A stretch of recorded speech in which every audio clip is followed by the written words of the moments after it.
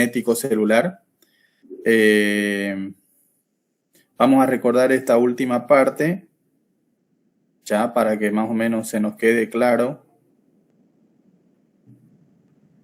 Se ve la pantalla completa, ¿no? Sí, doctor. Ok. ¿Y el cursor acá se logra ver? ¿El puntero? Ok. Entonces, recordando esta última parte, habíamos dicho de que un aminoácido se unía a una molécula de ATP, ¿no? Esta unión producía liberación de 2-fosfato, ¿no? Y el ATP, ¿no? Que tiene 3 fosfatos, se convertía en monofosfato de adenosina, ¿no? Esto unido al aminoácido que estaba desde un principio, ¿no? Se convierte en un aminoácido activado, ¿no? Este complejo aminoácido más adenosín monofosfato o monofosfato de adenosina más la molécula del ARN de transferencia, ¿no? Pasaba a convertirse en un complejo RNA de transferencia más el aminoácido. Acá se perdía un elemento de estos tres, ¿no? Que era el monofosfato de adenosina, ¿no? Hay una pérdida del monofosfato de adenosina. Luego entraba el RNA mensajero, ¿no?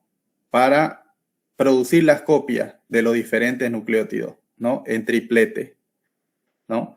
El RNA mensajero lo que tenía era el codón, ¿no? El codón estaba compuesto por un triplete de nucleótidos.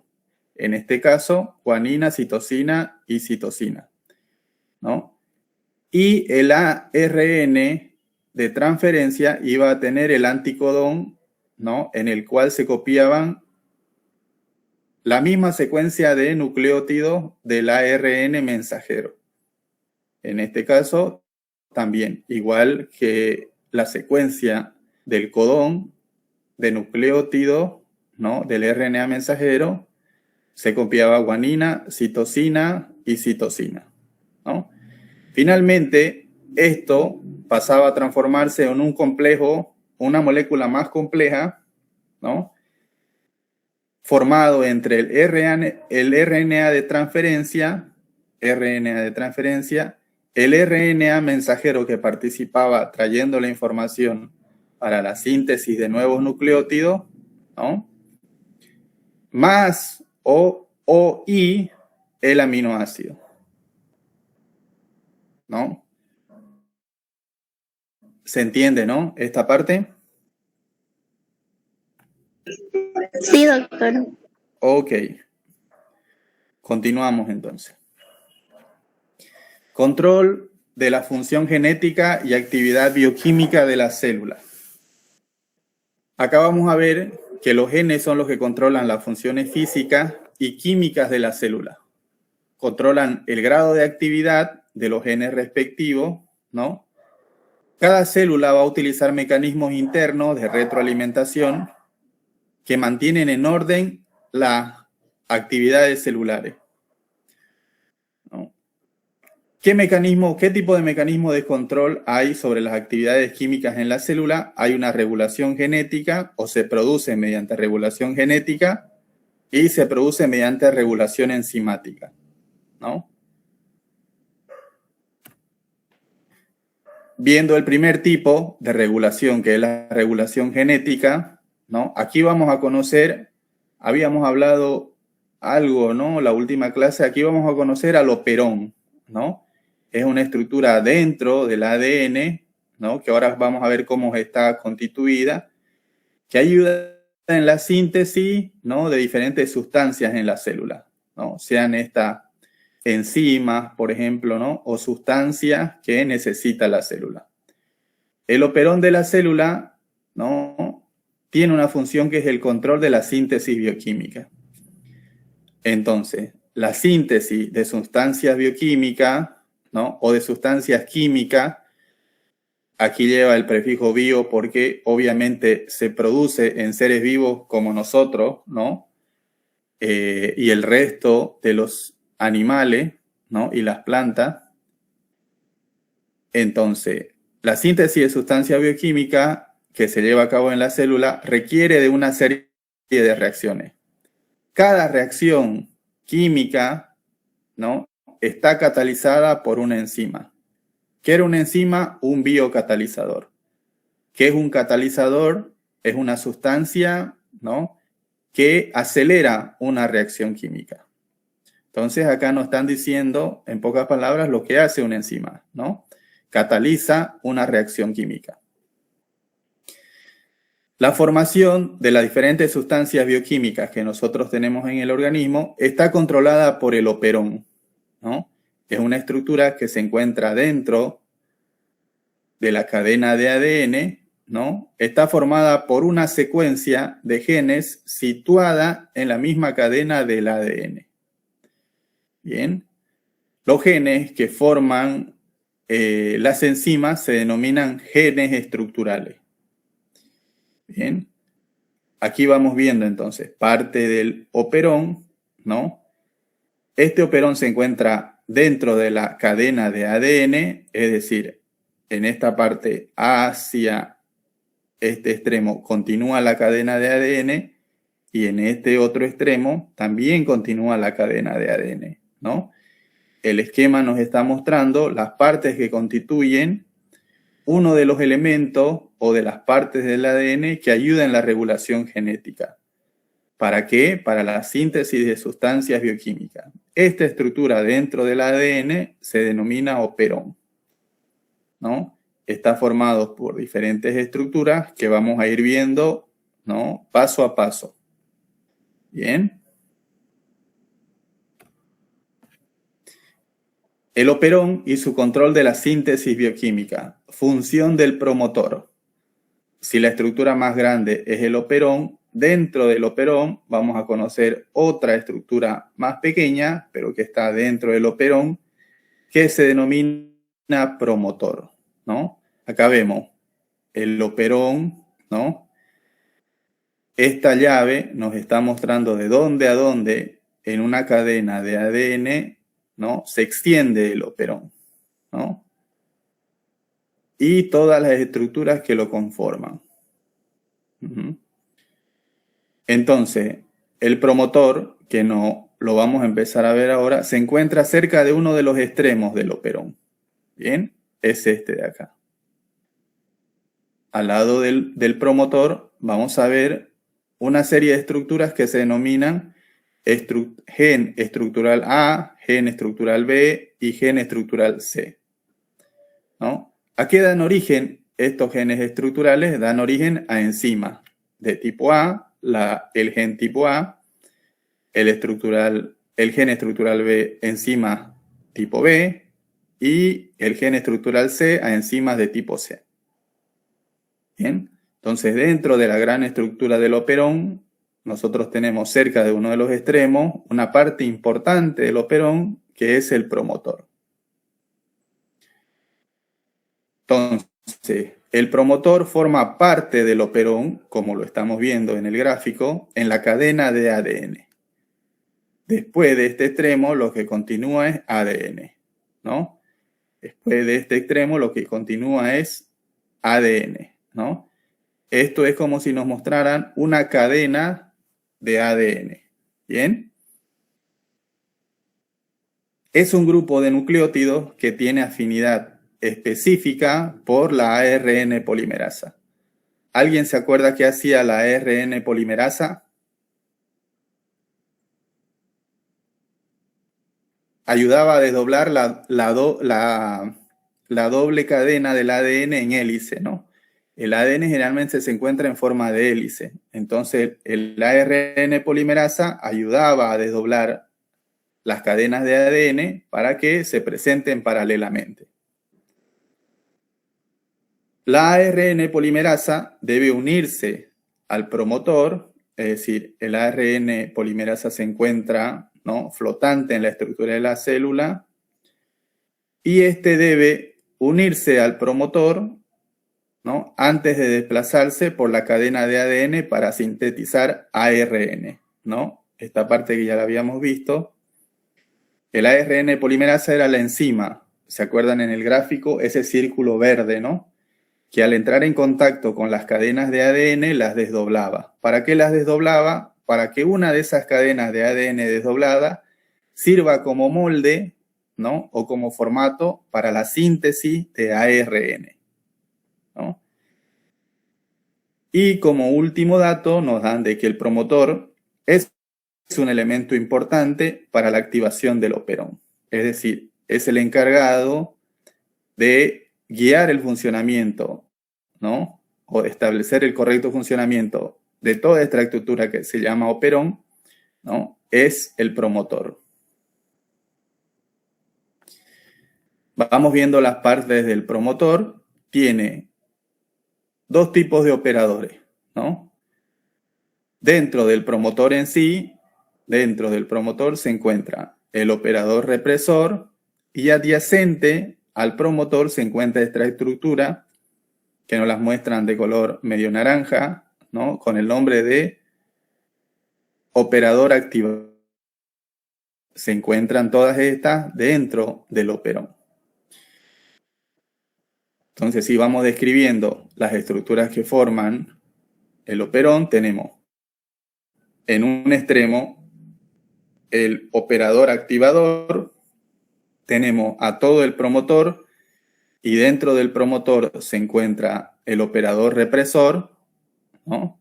Y adyacente al complejo o a la estructura del promotor se encuentran estructura del gen A, estructura del gen B y estructura del gen C, que van a dar origen a enzimas, ¿no? Del mismo tipo del nombre de la estructura. Enzimas de tipo A, del gen A estructural o estructura del gen A, enzimas B y enzimas C, ¿no?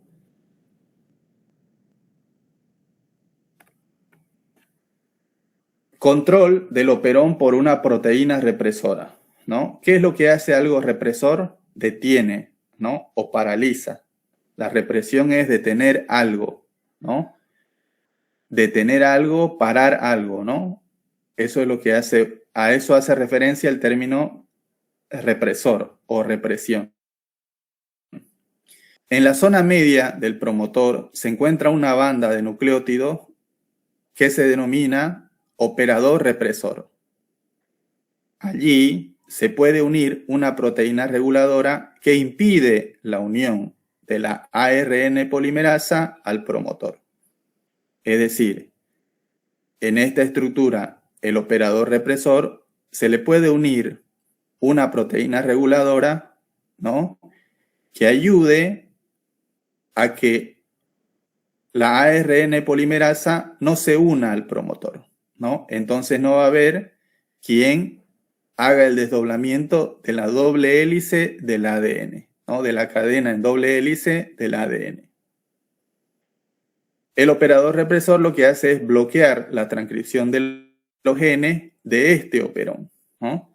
Entonces, cuando este operador represor, que está ubicado en el centro del promotor, ¿no? Se activa o entra en funcionamiento, bloquea la transcripción de los genes en este operón.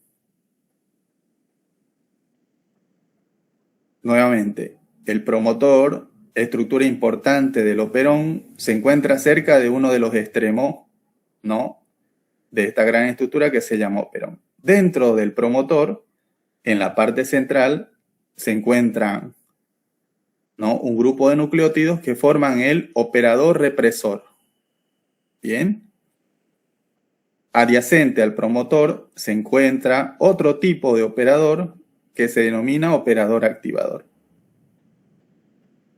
Y al lado del promotor se encuentran genes estructurales o estructuras del gen A, estructura del gen B y estructura del gen C. ¿A qué dan origen estas? ¿No? A las enzimas de tipo A, B y C. Y en esta parte estamos viendo que el operador represor, ¿no? Ayuda uniendo a una proteína reguladora que impide que la ARN polimerasa se una a este promotor, ¿no? aquí va a venir a unirse una proteína reguladora, ¿no?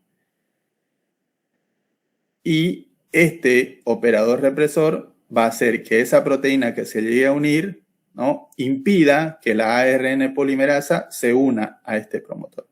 Entonces no va a haber desdoblamiento de la doble hélice del ADN, ¿no?, y bloquea la transcripción de genes en este operón. Es decir, inactiva todo el trabajo que este operón tiene que hacer. Control del operón por una proteína activadora, el operador activador. Si aquí vimos al represor, lo contrario es el operador activador. Perdón, el operador activador, ¿no? Aquí está mal, ¿no? El término es operador. El operador activador se encuentra adyacente al promotor, como vimos, ¿no? Esta estructura, ¿no?, delimitada por una banda celeste y una media amarillenta adentro, en la cual está el operador represor, representa al promotor. Y adyacente o al lado de este se encuentra el operador activador. Se encuentra adyacente al promotor. Cuando una proteína reguladora se une al operón, ¿no?, cuando una proteína reguladora se une al operón activador, permite atraer a la ARN polimerasa del promotor, ¿no? Entonces, cuando una proteína reguladora, es decir, que active o que ayude a que se una la ARN polimerasa, ¿no?, se una al operón activador, ¿no?, va a permitir atraer, es decir, le va a decir, vení ARN polimerasa y hace tu trabajo, ¿no? Es decir, que activa todo el trabajo de todo el operón. Entonces, en síntesis, el operón activador, mediante una proteína reguladora, activa todo el operón.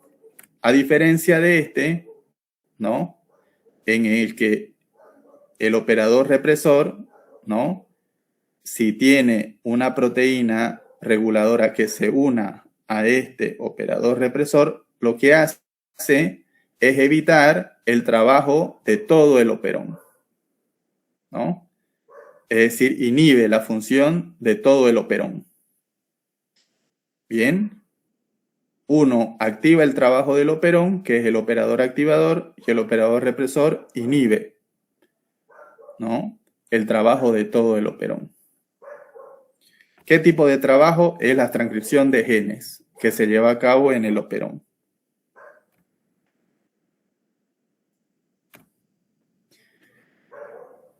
Control mediante retroalimentación negativa del operón, ¿no?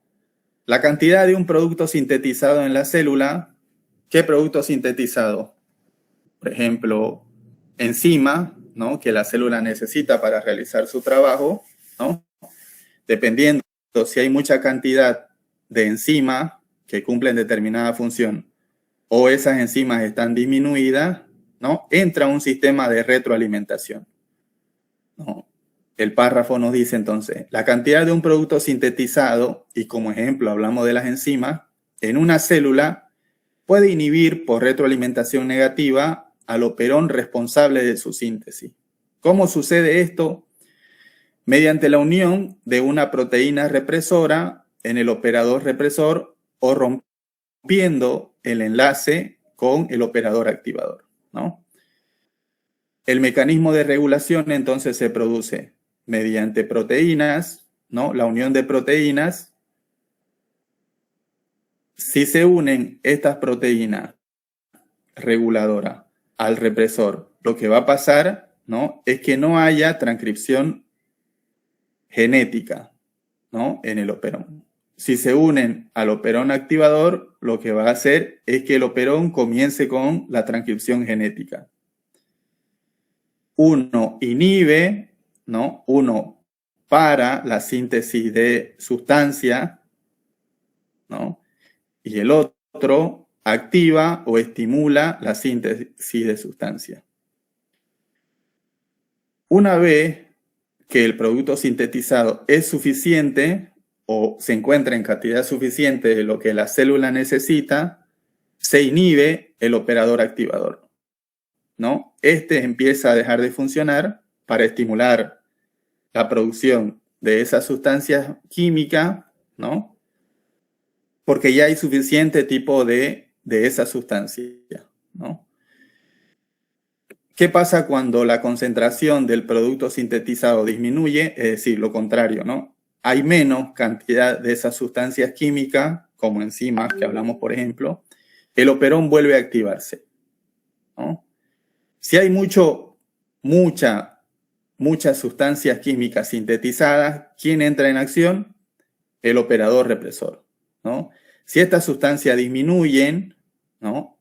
En la célula, ¿qué es lo que sucede? Entra el operador activador. Bien, entonces, en resumen, ¿no? La función de un operón, que es todo esto que demarca la llave en el esquema, ¿no?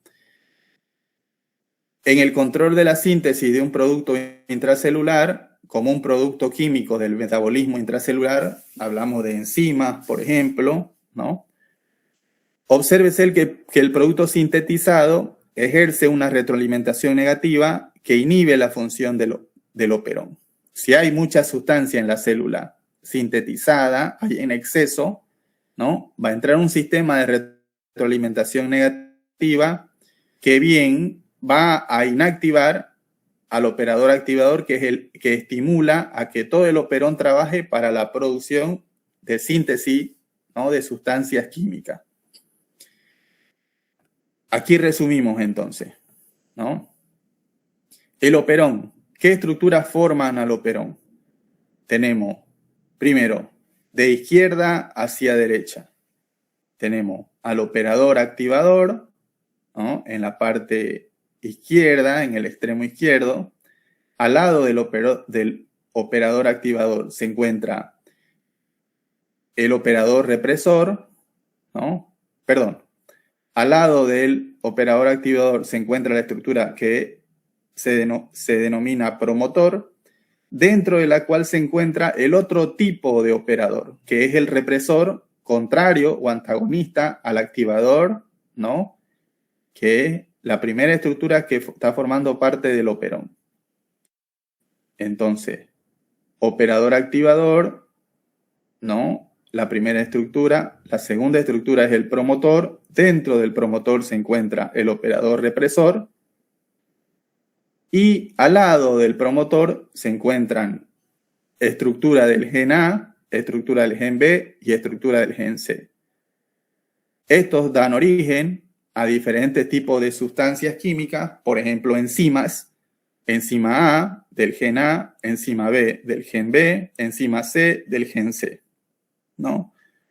Una vez que estas sustancias, que bien podrían ser las enzimas, ¿no? Están ya sintetizadas, es decir, hay enzimas suficientes en la célula, ¿no? Hay una cantidad suficiente de este tipo de enzimas necesarias para la función celular, ¿no? Se produce un sistema o se manda como un mensaje de retroalimentación negativa que le dicen, ¿no? Ya hay suficientes enzimas en la célula, deja de producirla o hay que dejar de producirla, ¿no? Esto se produce a través de un mensaje, ¿no? Enviado hacia el operador activador, ¿no? Que va a producir la inhibición de este operador. Cuando hay suficientes enzimas producidas ya dentro de la célula, hay una suficiente cantidad y ya no se deben producir más, se produce un sistema de retroalimentación negativa, ¿no? Que envía, bien podría ser una proteína reguladora, ¿no? Que se une al operador activador y le dice alto, stop. Ya no hace falta producir más de este tipo de enzima. Bien, ¿se entiende hasta acá? Sí, doctor. Doctor. 。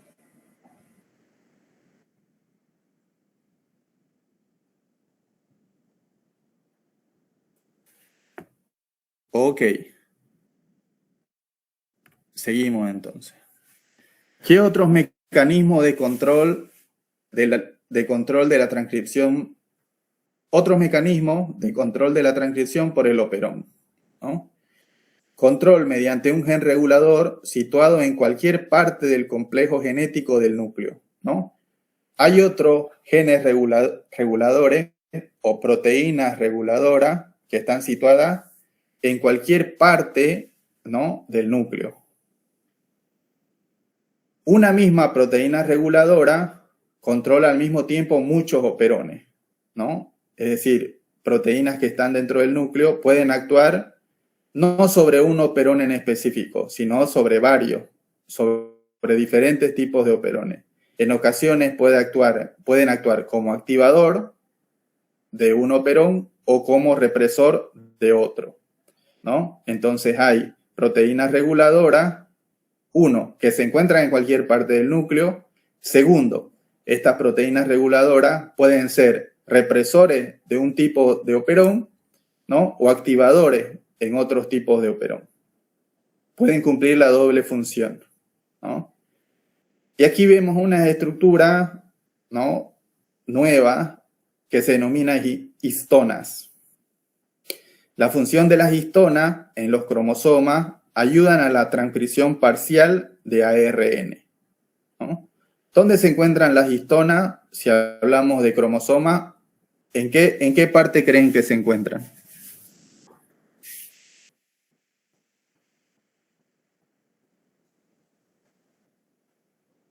¿Alguien? Si decimos que las histonas están en los cromosomas, ¿en qué parte de la célula estamos hablando? ¿En el núcleo? En el núcleo, exactamente, ¿no? Y exactamente formando parte del ADN. Bien. ¿Qué otro tipo de regulación hay? Está la regulación enzimática. Vimos la regulación genética, donde el gran artista o donde el protagonista principal es el operón, ¿no? Con todas sus estructuras, ¿no? Operador activador, el promotor con el operador represor dentro de él, ¿no? Y las estructuras del gen A, B y C. ¿Bien? La regulación enzimática, que es otro tipo de regulación, ¿no?, nos dice que algunas actividades celulares están controladas por inhibidores o activadores intracelulares que actúan directamente sobre las enzimas intracelulares específicas. ¿Bien? Aquí tenemos dos, inhibición enzimática y activación enzimática. Inhibición quiere decir lo mismo, ¿no? Detener algo, ¿no? Parar algo. Inhibirse quiere decir frenar, ¿no? Frenarse, ¿no? No querer algo, no querer realizar algo, ¿no? Y la activación, pues es bueno, ¿no? Darle paso a que una función o una actividad se produzca, ¿no? La inhibición enzimática nos dice que algunas sustancias químicas formadas en la célula ejercen una retroalimentación negativa inhibiendo los sistemas enzimáticos. Lo mismo, ¿no? Si hay muchas sustancias químicas formadas en la célula, ¿no?, se va a activar o se van a activar cierto tipo de proteínas, ¿no?, que van a decirle a los sistemas enzimáticos que dejen de funcionar o que dejen de producir en todo caso, ¿no? ¿Por qué? Porque ya hay suficiente cantidad de esas sustancias dentro de la célula. ¿Bien? Y la activación enzimática, que vendría a ser lo contrario de inhibición, una enzima normalmente inactiva se va a activar cuando es necesario. Un ejemplo, ¿no?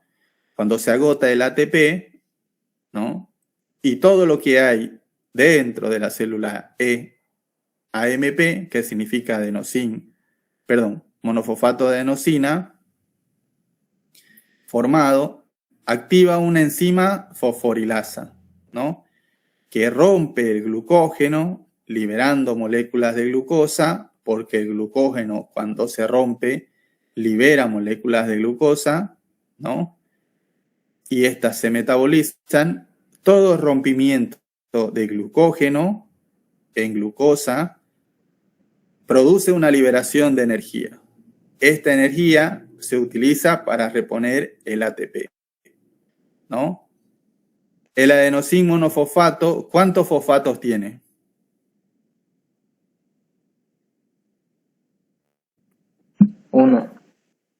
Uno. Y para volverse a convertir en ATP, ¿cuántos fosfatos debe sumar? 2. 2, ¿no? Para convertirse en adenosina trifosfato, ¿no? Bien. Como dijimos, ¿no? Todo lo que termine en asa, de aquí en adelante es una enzima. ¿Qué es una enzima? Es un biocatalizador, ¿no? ¿Qué es un biocatalizador? Es una sustancia que acelera una reacción química. Bien, acá vamos a ver ya otra parte, ¿no? Que corresponde al control de la reproducción celular. La reproducción celular es una función que tiene el sistema genético del ADN, ¿no? Antes de toda división celular, lo primero que se tiene que replicar o duplicar es el ADN. Los genes y sus mecanismos reguladores determinan las características de crecimiento de la célula que se dividen para formar dos nuevas células, ¿no? El sistema genético controla cada etapa del desarrollo del ser humano. Es decir, desde el óvulo unicelular, fertilizado o fecundado, ¿no? Quien fecunda el óvulo es el espermatozoide, ¿no? Para restituir el número cromosómico, ¿no? de todo ser vivo. El óvulo tiene 23 y al ser fecundado por el espermatozoide repone el número original, ¿no? de todas las células, que es de 46. Entonces, el control de la reproducción celular se da desde el óvulo unicelular fecundado hasta el desarrollo de un organismo completo.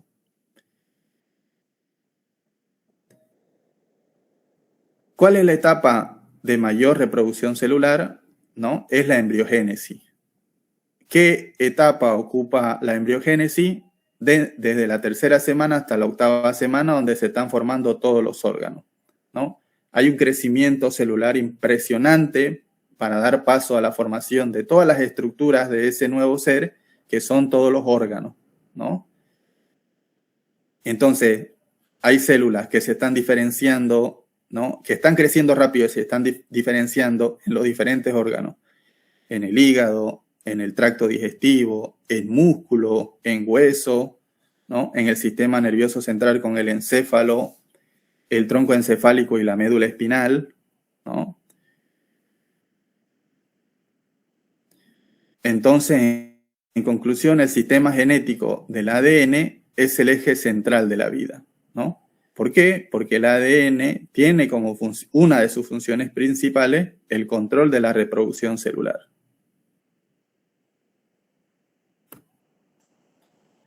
Ciclo vital de la célula. Es el periodo que transcurre desde el inicio de la reproducción celular hasta el inicio de la siguiente reproducción celular. Terminan en una serie de sucesos físicos diferenciados que se denomina mitosis, ¿no? Ya vimos que la mitosis es la división celular, ¿no? Característica de las células somáticas. El otro tipo de división es la meiosis, que se limita exclusivamente a los gametos, ¿no? A las células sexuales masculina y femenina. La mitosis tiene como finalidad lograr la división de la célula en dos células hijas idénticas. El 90% del ciclo vital está representado por el intervalo entre la mitosis o interfase.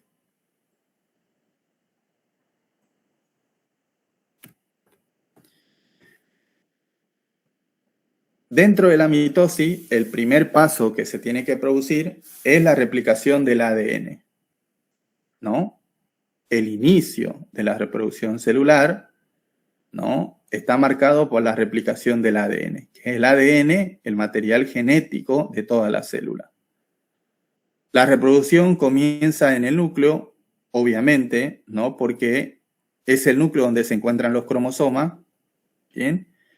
El primer paso consiste en la replicación del ADN de los cromosomas. Se producen 2 réplicas exactas de ADN para las 2 células hijas formadas por la mitosis, ¿no? El ADN que está representado por los cromosomas, por 46 cromosomas, ¿no? Hablando en términos específicos, ¿no? Se van a replicar en otros 46 cromosomas, ¿no?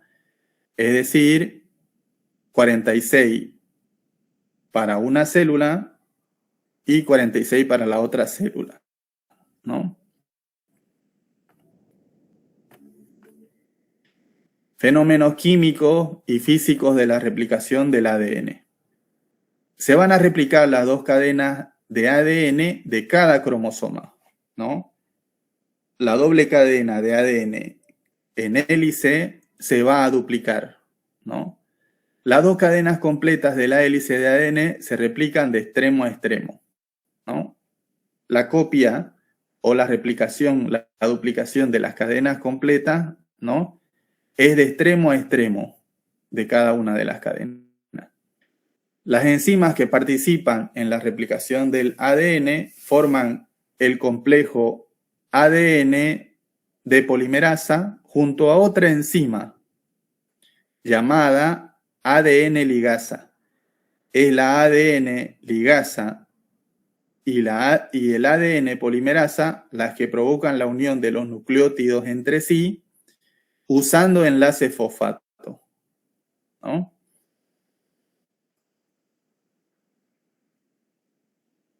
La formación de cada nueva cadena de ADN se produce simultáneamente en cientos de segmentos de la doble hélice hasta que se replica toda la cadena, ¿no?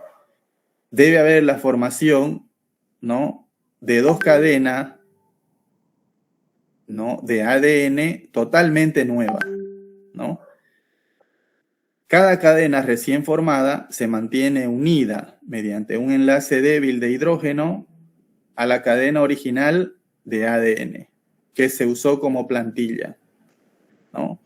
El formato para la formación de un ADN nuevo, ¿no?, va a hacer que estas 2, tanto la original como la copia, se mantengan unidas en un principio por un enlace débil de hidrógeno. En la célula el hidrógeno se rompe, ¿no? Una cadena débil de hidrógeno se rompe. ¿Y a qué otra sustancia se une para formar qué? ¿Se acuerdan?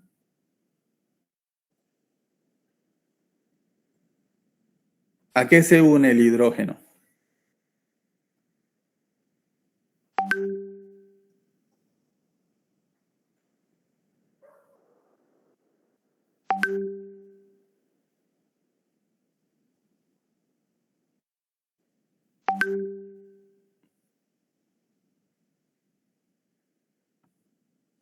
¿Se acuerdan a qué se une el hidrógeno? Chicos,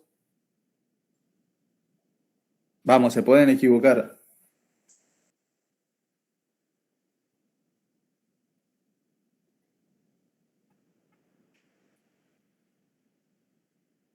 Al oxígeno, ¿no? ¿Qué forman? Agua. Por eso se llama un enlace débil, ¿no? Un enlace débil porque aquellas moléculas que están unidas solamente por puentes de hidrógeno, ¿no?, la ruptura, ¿no?, de esas cadenas es fácil, ¿no? Se desprende el hidrógeno, se forma con átomos de oxígeno y forman agua. Bueno, las enzimas desenrollan las 2 hélices recién formadas, ¿no? ¿Cuál es una de las enzimas que desenrolla las 2 hélices? ¿Se acuerdan?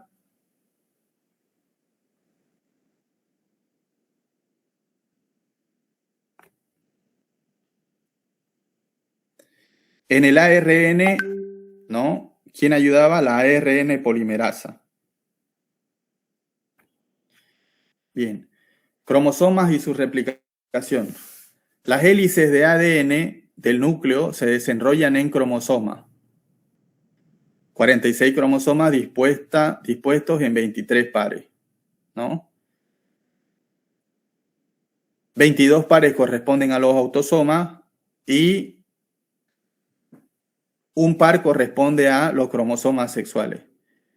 ¿El varón qué tipo de cromosomas sexuales tiene?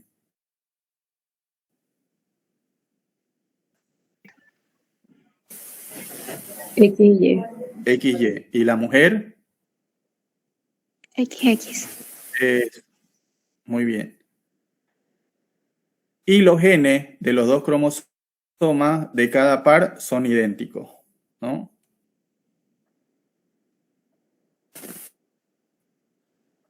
En el cromosoma hay una gran cantidad de proteínas cargadas positivamente llamadas histonas, ¿no? Se organizan en pequeños núcleos alrededor de los que se enrollan pequeños segmentos de cada hélice de ADN, ¿no? Nueva estructura dentro de la cadena de ADN que estamos conociendo acá, que se llaman histonas, ¿no? Nos las describen como pequeños núcleos, ¿no? En los cuales se enrollan pequeños segmentos de la cadena de ADN. Las hélices de ADN nuevas, es decir, las que son resultado de la duplicación del ADN, recogen las moléculas proteicas en la medida que van necesitando, ¿no? El ADN es una estructura formada por grandes cantidades de proteínas, ¿no? Y van adhiriendo moléculas de proteína según la vayan necesitando para formar una nueva cadena de ADN. Los dos cromosomas formados se encuentran unidos entre sí por el centrómero. Los cromosomas aún unidos se conocen como cromátides.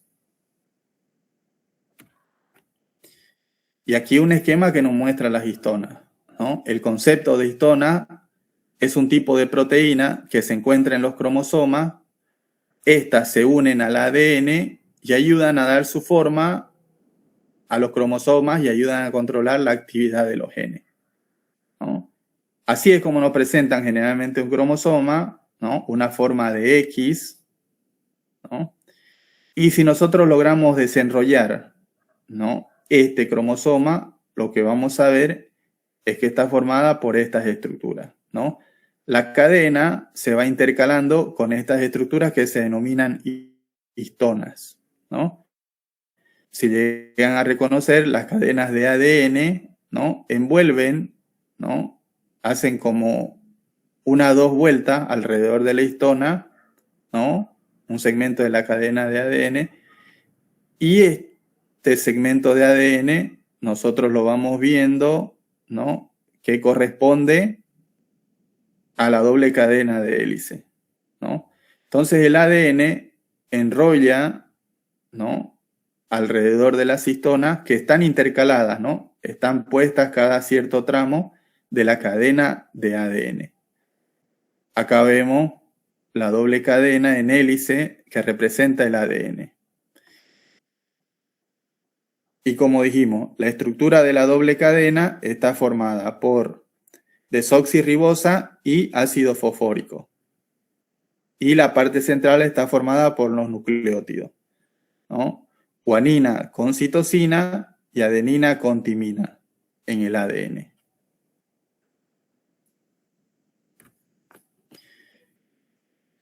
Bien, hablando de la división celular, ahora hablamos de la mitosis, ¿no? Es el proceso por el cual la célula se divide en dos células nuevas. Es decir, va a dar origen a dos células hijas idénticas, cada una con 46 cromosomas. Esa es la finalidad de la mitosis. Una vez que cada cromosoma se ha dividido para formar las dos cromátides, se produce la mitosis. ¿Cómo se forma el aparato mitótico? Aquí entran en la primera parte la función de los centriolos, ¿no? Uno de los primeros pasos de la mitosis se realiza en torno a los centriolos. Dos pares de centriolos se mantienen unidos cerca del polo del núcleo, ¿no? Están formados los centriolos por 9 estructuras tubulares dispuestas paralelamente en formas de cilindro. poco antes de la mitosis, los centriolos comienzan a separarse debido a la polimerización de las proteínas de los microtúbulos. El complejo de microtúbulos que se extiende entre los dos nuevos pares de centriolos forman el uso mitótico. Entonces, en una primera parte de la división celular, de la mitosis, ¿no? La primera estructura o la primera casi organela, podríamos decir, de la célula, quien entra, ¿no? En función son los centriolos, ¿no?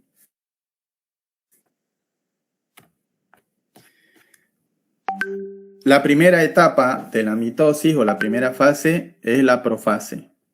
Es la primera etapa de la mitosis. Acá los cromosomas del núcleo se condensan para estar bien definidos, ¿no? Es en la etapa en la que vamos a ver a los cromosomas bien definidos, ¿no? Como cadenas largas, ¿no? De ADN, como se ve en el gráfico. Los centriolos que están acá, ¿no?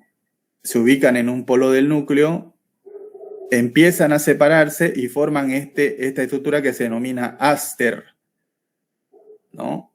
El áster se forma, ¿no? Por microtúbulos que se irradian o que se ubican en forma irradiada o de estrella alrededor de los centriolos, ¿no?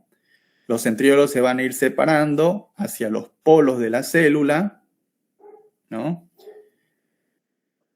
En un momento posterior, los centriolos se siguen separando, marcando los polos de la célula, ¿no?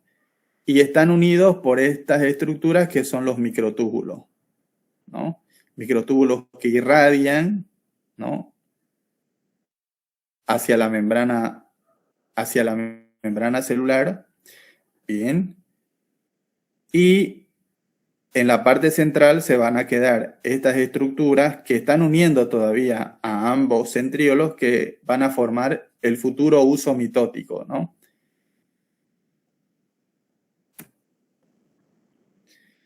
Prometafase, ¿no? Es decir, antes de la metafase.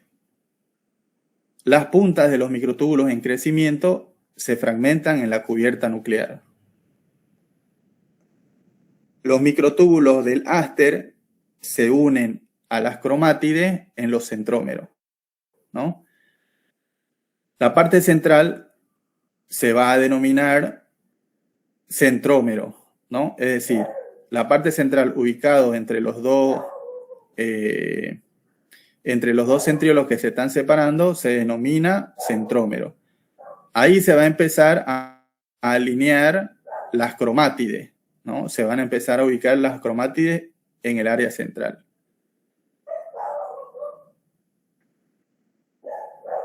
Los microtúbulos, hablando de los microtúbulos del áster, ¿no? Son haces de microtúbulos que irradian en forma de estrella, ¿no?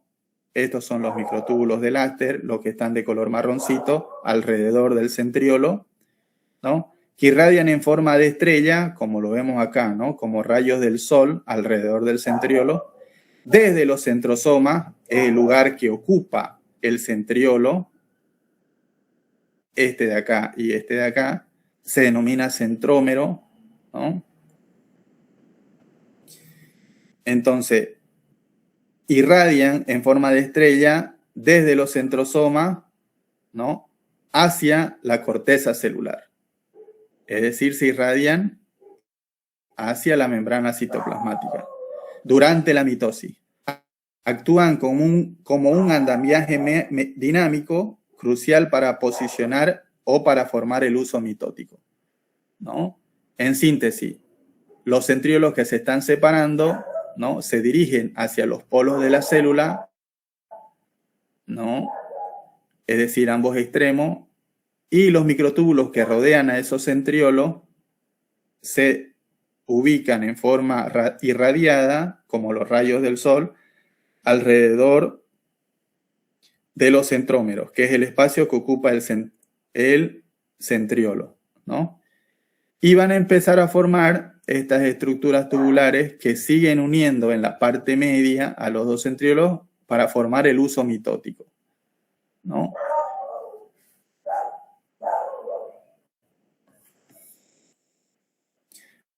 Los túbulos tiran de una cromátide de cada par. Estos túbulos que están acá, ¿no?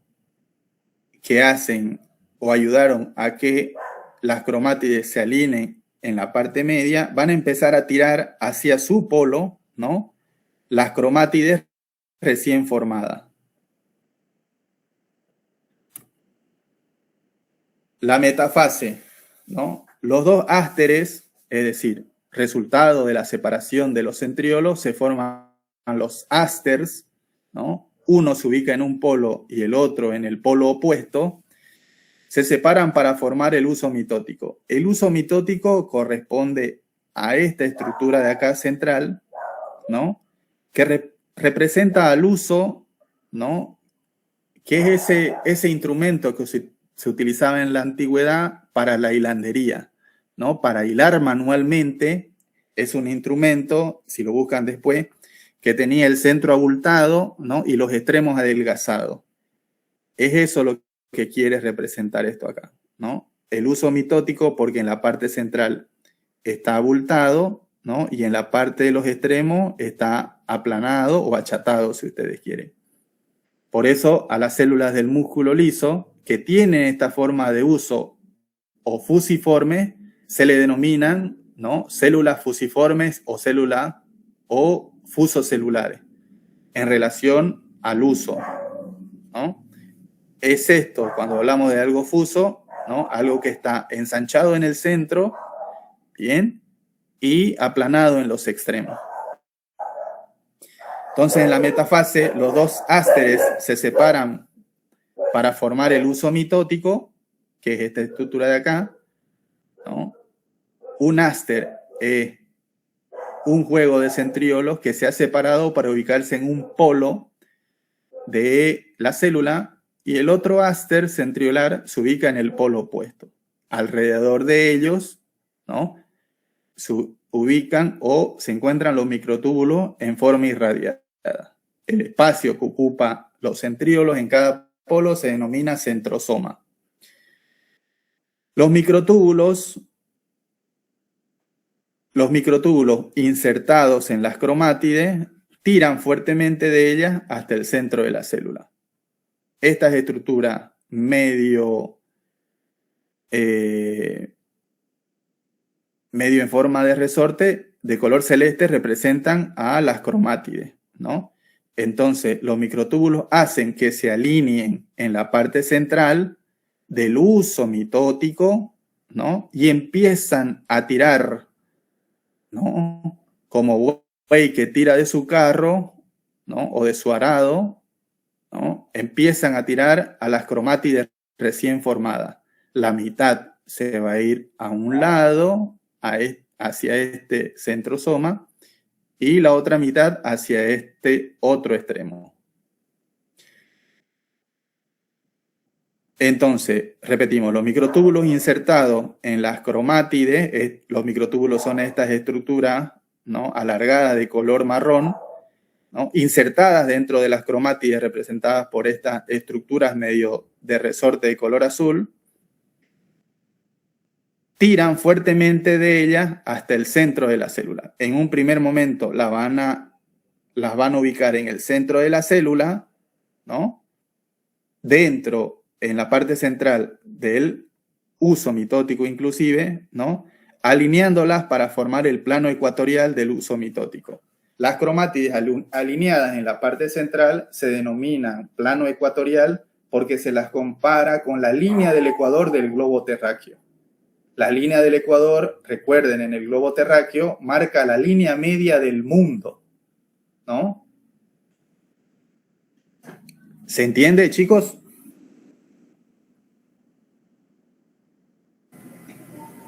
Sí, doctor.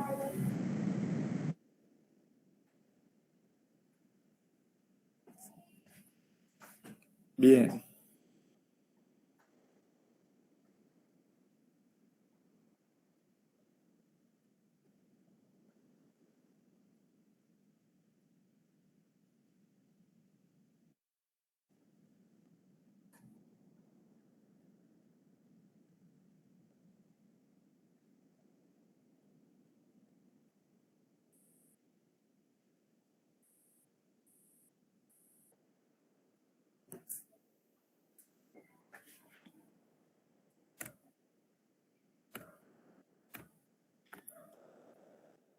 Bien, la anafase, que vendría a ser la tercera etapa o la tercera fase de la mitosis, ¿no?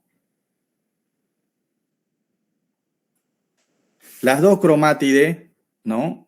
Las cromátides que se alinean en la parte central del uso mitótico, de cada cromosoma, ¿no? Porque resultante de la replicación tenemos dos cromátides hermanas idénticas, ¿no?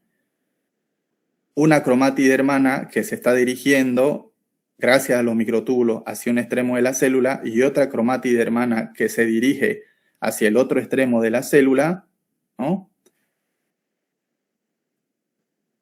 Las dos cromátides de cada cromosoma son separadas del centrómero, ¿no? Se separan los 46 pares de cromátides y se forman dos juegos independientes de 46 cromosomas hijas. Cada juego de cromosoma es empujado hacia cada uno de los ásteres de la mitosis, ¿no? Cada áster está representado por los centriolos que se ubicaron una en un polo celular y el otro áster de centriolos en el polo opuesto, ¿no? Cada juego de cromosoma es empujado hacia cada uno de los ásteres de la mitosis. Los dos polos respectivos de la división se van separando entre sí, ¿no?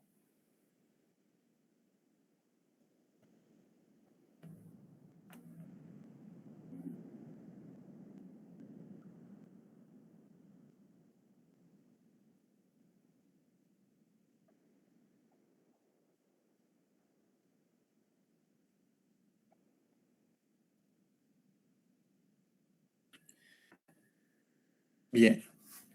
Entonces, no se olviden, los áster, ¿no? Representan a los centriolos que se ubicaron en cada polo celular. Bien, estos áster de centriolos, ¿no? Están formados también por los microtúbulos que se encuentran irradiados, ¿no? Por microtúbulos, ¿no? Como los rayos del sol alrededor del sol, ¿no? De la estrella solar. A la vez, ¿no? Hay microtúbulos que se extienden de un polo hacia otro, ¿no? Que forman el uso mitótico. En el uso mitótico, en la parte central, se alinean los dos juegos de cromátides hermanas, ¿no? Y estas, en la anafase, van a empezar a ser traccionadas por los microtúbulos hacia cada polo celular, ¿no? Para que se produzca o inicie la parte final de la mitosis, ¿no? Son los microtúbulos, entonces, los que van a arrastrar a las cromátides recién formadas hacia cada polo celular. Y la última etapa de la mitosis es la telofase. Telofase porque es como cuando termina una obra, ¿no? En el teatro, siempre finaliza diciendo se cierra el telón, ¿no? Por eso lleva el nombre de telofase. Los dos juegos de cromosomas hija, ¿no? Se separan completamente. Aquí ya mostrado de una forma más compleja, ¿no? Cada juego de cromosoma, después de la replicación, ¿no? Se separa completamente y se ubican en cada polo de la célula, guiado, ¿no? Por los centriolos o por los ásters, ¿no? El aparato mitótico se disuelve, es decir, los microtúbulos que estaban guiando toda esta migración de los cromosomas o de las cromátides recién formadas empiezan a disolverse o a desaparecer, ¿no? ¿Quién es el punto guía? ¿Quién sirvió de guía? Los centriolos, ¿no? Con la formación de los ásters. Se desarrolla una nueva membrana nuclear que rodea cada grupo de cromosomas, ¿no? Se tiene que formar membrana nuclear nueva, ¿no? Que va a delimitar a cada cromosoma o a cada juego de cromosomas recién formado. Bien. La membrana se forma a partir del retículo endoplasmático que está presente en el citoplasma, ¿no? ¿Quién va a dar origen a esa membrana nuclear? el retículo endoplasmático que está en el citoplasma. Ahora tiene sentido, ¿no? Porque el cromosoma que tenía doble membrana nuclear, la interna en relación con la sustancia del núcleo, nucleoplasma, y la capa externa estaba en relación con ¿qué organela? ¿Se acuerdan?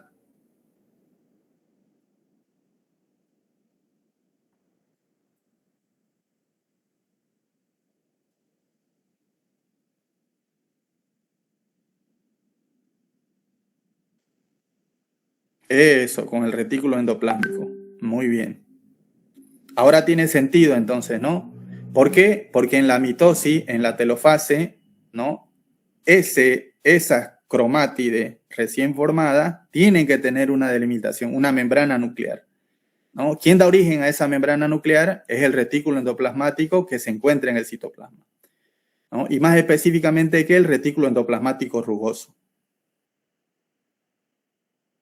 La célula, y finalmente la célula se divide en dos, ¿no? Se forma esta hendidura, ¿no? En la célula, que poco a poco va haciéndose más profunda, ¿no? Una hendidura en la célula que se va haciendo más profunda a medida que la telofase avanza, haciendo que finalmente la membrana se separe para formar dos células hijas idénticas.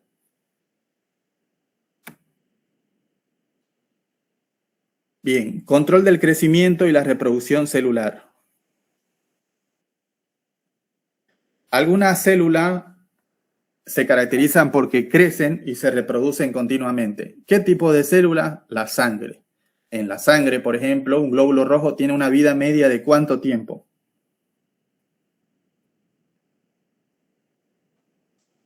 120 días, ¿no?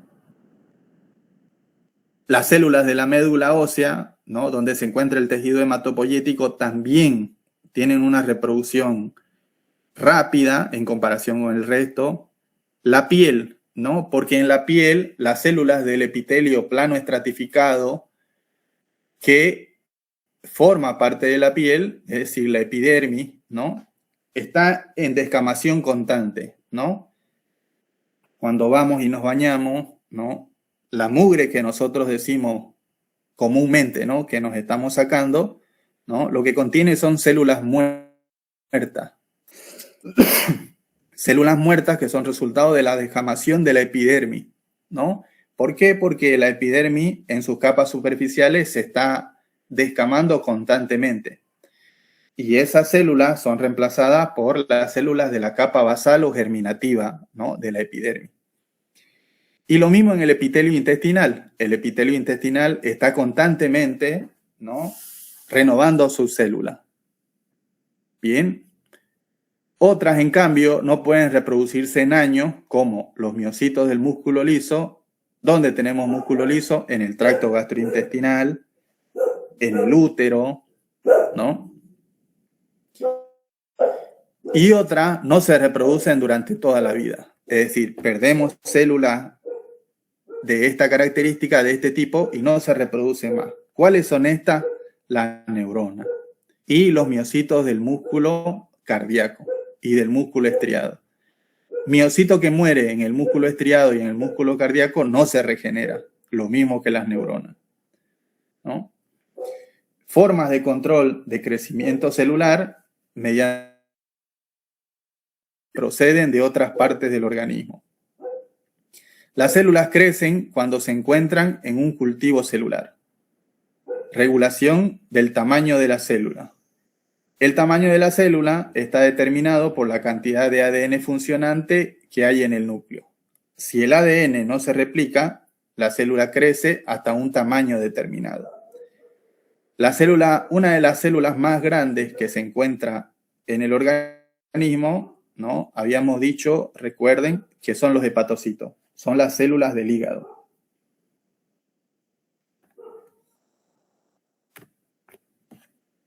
Diferenciación celular. Característica especial del crecimiento y la división celular. ¿Cuándo hay una etapa de diferenciación celular o cuándo se produce la diferenciación celular? En la embriogénesis. En la embriogénesis, que abarca de la tercera hasta la octava semana, se está produciendo la formación de órganos, ¿no? de formación de tejidos y órganos. Entonces, acá las células madre o stem cell se están diferenciando, ¿no?, en tipos de células específicas que van a ir a formar el músculo liso, el músculo estriado, el tejido conectivo, el tejido epitelial, ¿no?, y el tejido nervioso. Bien. Son los cambios de las propiedades físicas y funcionales de las células a medida que proliferan en esto mismo, ¿no?, en el embrión. La embriogénesis entonces abarca desde la 3ª hasta la 8ª semana. Es acá donde se produce la mayor diferenciación de tipo celular. ¿Para qué? Para formar estructura y órganos corporales, ¿no? Algunos estudios sugieren que el genoma celular comienza a producir en una etapa de la diferenciación celular una proteína reguladora que reprimirá para siempre a un grupo de genes, los que no volverán a funcionar. ¿Qué quiere decir esto? Hay proteínas que están estimulando la diferenciación celular en la etapa embrionaria, ¿no? En la etapa embrionaria,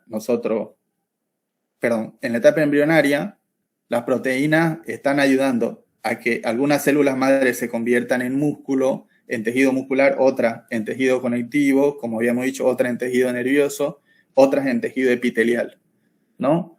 Pero ¿qué es lo que sucede, ¿no? ¿Dónde están o dónde van a entrar en función estas proteínas reguladoras, represoras o reprimidoras, si quieren, ¿no? En células que nunca más, ¿no?, se van a poder volver a replicar o a dividir, ¿no? No hay replicación, no hay reposición de ese tipo de células. ¿Qué tipo de células acabamos de decir que no se renuevan? Las neuronas. Las neuronas, ¿no? Nosotros perdemos neuronas y no se vuelven a regenerar. ¿Y qué otro tipo de célula?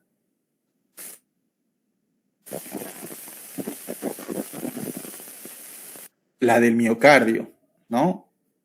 Las células del miocardio se lesionan, se dañan y no se vuelven a reponer. Diferente, ¿no?, la del hepatocito. En el hígado las células pueden regenerarse. Entonces, este recuadro se refiere a eso, ¿no? Va a haber un tipo de proteínas, las proteínas reguladoras represoras, que se van a activar en un momento del desarrollo de ese feto, ¿no?, o después del nacimiento, que van a hacer que las neuronas, no se repliquen nunca más, que van a hacer que se frene la reproducción de las neuronas. Apoptosis. ¿Qué quiere decir apoptosis? Es muerte celular programada, ¿no? Es una muerte buena, si ustedes quieren, ¿no? El número de células del organismo está regulado por control de la división celular y control de la velocidad de la muerte celular. Cuando las células ya no se necesitan o se convierten en una amenaza, sufren una muerte celular programada, suicida, que se denomina apoptosis. El proceso implica una cascada proteolítica específica en la que la célula desmonta su citoesqueleto. El citoesqueleto, recuerden que estaban formados por microtúbulos, que también están dentro del centriolo, ¿no?, y filamento, ¿no? Esta célula que va a entrar en apoptosis, ¿no?, empieza una cascada proteolítica y desmonta su citoesqueleto, es decir, pierde su forma, ¿no?, porque se degeneran los microtúbulos y los filamentos por proteólisis. ¿Qué quiere decir lisis? Quiere decir muerte, ¿no?, destrucción de las estructuras proteínicas, ¿no? Entonces, como no hay un citoesqueleto, la célula pierde su forma y se altera la superficie de esa célula. Estas células que están programadas para sufrir apoptosis o muerte celular son digeridas por los macrófagos mediante fagocitosis, ¿no? Los encargados de ir a barrer con todos los restos de células muertas son los macrófagos. ¿Qué hacen los macrófagos? Digieren todos estos restos celulares, se quedan con lo que les sirve todavía a la célula o al organismo, ¿no?, y se deshacen del resto mediante excreción. Las células vecinas de las células que están sufriendo apoptosis no sufren ningún daño. Es decir, no es algo que altere al resto de las células. Si una célula está programada para sufrir apoptosis, las otras células vecinas no sufren ningún daño, ¿no? Es esa célula que dentro de su código genético o dentro de su estructura genética ha cumplido su ciclo, ¿no? Y se programa o pasa a sufrir apoptosis, que es la muerte celular. En cambio, ¿qué es la necrosis celular? Es la muerte celular a consecuencia de una lesión aguda, ¿no? Es decir, una infección, por ejemplo, de tejido de la piel, ¿no? Un forúnculo o un orzuelo, ¿no? Que generalmente son infecciones subcutáneas de la piel, ¿no? Producen necrosis celular. Acá las células se hinchan o se dematizan, se llenan de líquido y estallan, consecuencia de la pérdida de integridad de la membrana celular, ¿no? Vierten su contenido, haciendo que la inflamación y la lesión se extiendan a las células vecinas.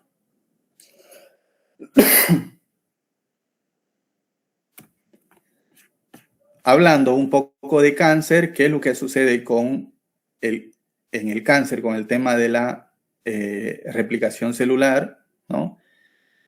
Se produce generalmente por la mutación o alguna otra activación anormal de los genes celulares que controlan el crecimiento y la mitosis celular. Los genes anormales se denominan oncogenes. Onco quiere decir, ¿no?, tumor, y genes quiere decir origen, ¿no?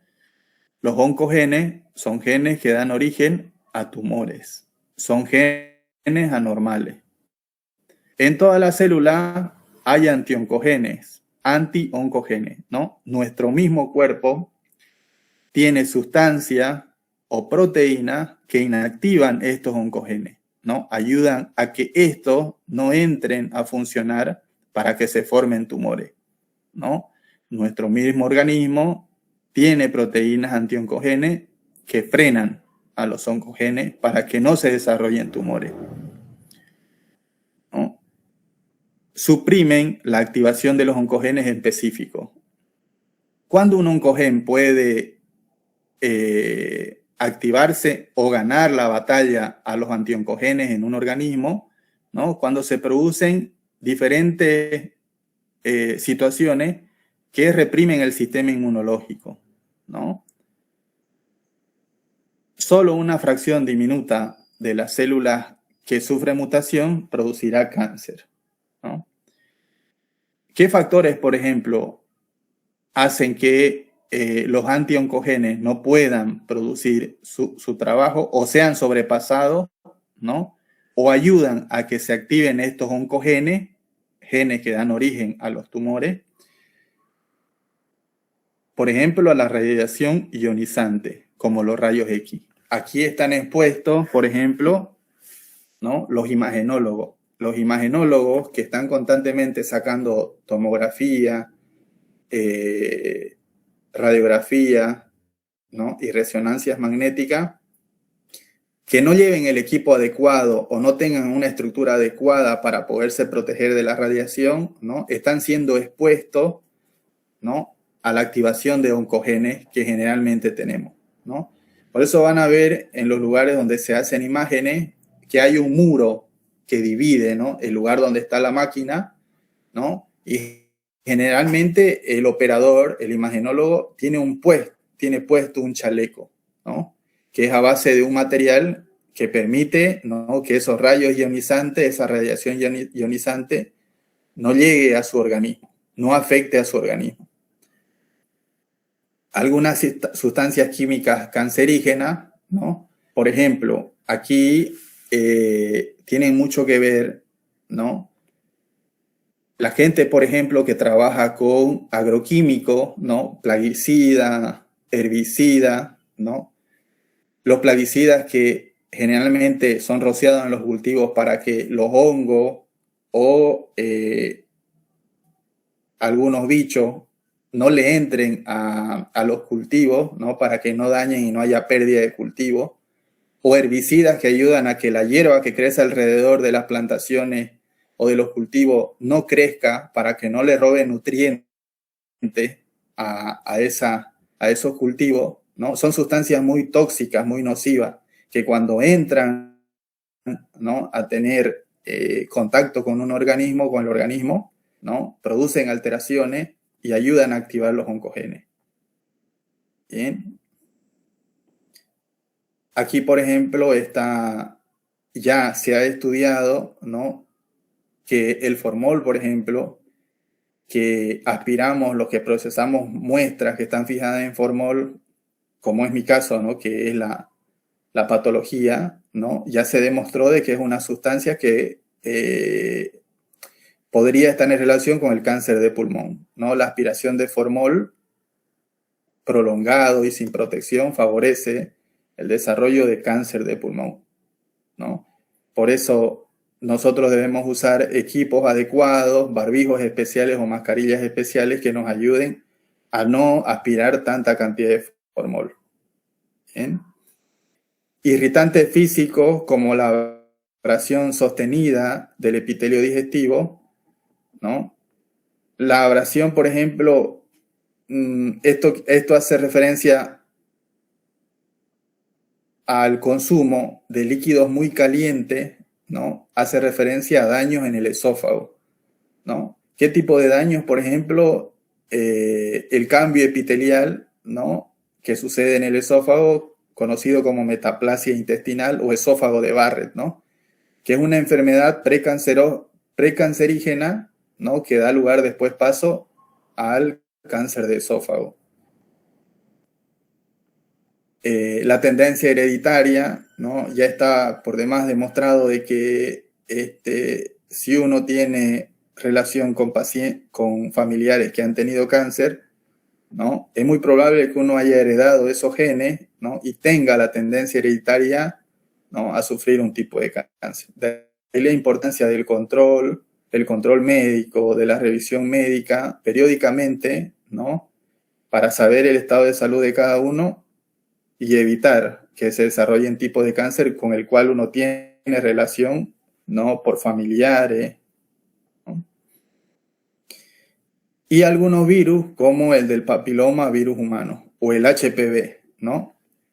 El virus del HPV, ¿no?, o papiloma virus humano, está directamente relacionado con un cáncer, ¿no?, que es el que más mujeres mata en el país, ¿no? ¿Ustedes saben cuál es el cáncer que más mujeres mata en el país?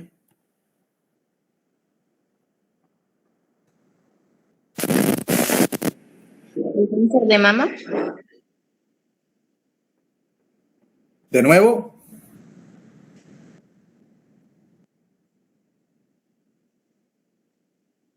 Bien, exactamente.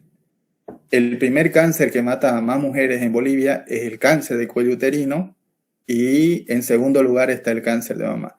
El cáncer de cuello uterino está directamente relacionado con el virus del HPV, con el papiloma virus humano, ¿no?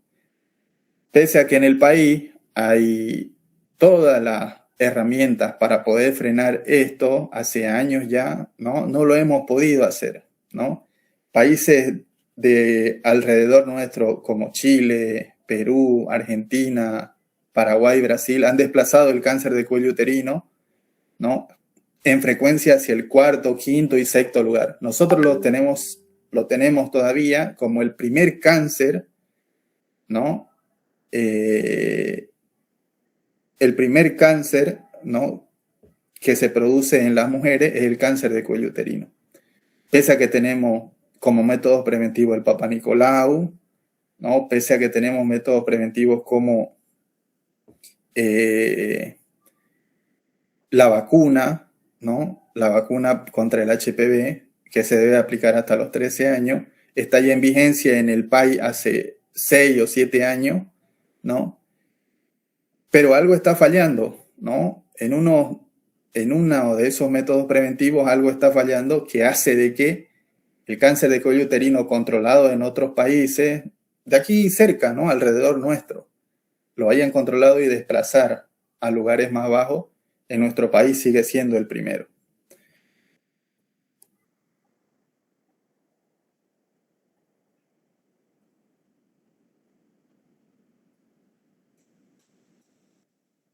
Bien, entonces eso, ¿no? Con respecto a los factores determinantes de mutaciones.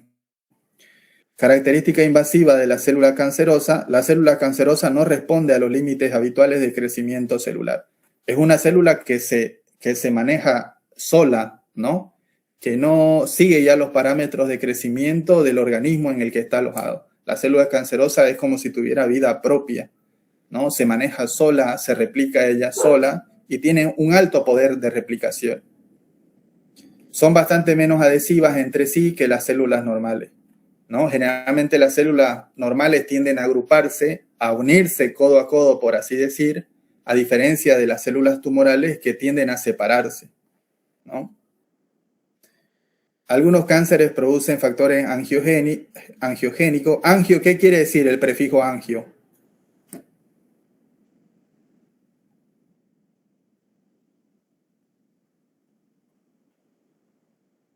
¿Qué quiere decir el prefijo angio?